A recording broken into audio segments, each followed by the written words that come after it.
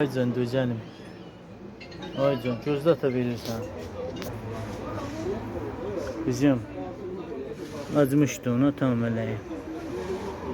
Tamam oldu. Ziyarete burada da kokma. Suyu da değişeyim koy. Ye. Taş sen için su da getirdi kızım təzəsin. Qabı boşaltdı ona təzəsin koydu. Səhər gəndə sən qarnağı dərmanlar ata. Qarnın gedir də dayanmır. Gəlməmişdən alıb gələrəm. Oğullu boyam. O kızım.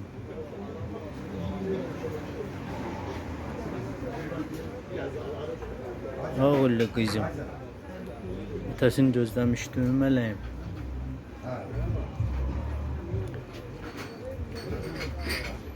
Qarnın niyə gedir sənin qızım? Hə, yeməkdəndir. Quru yeməkdə yemirsən də, ata verir yemirsən.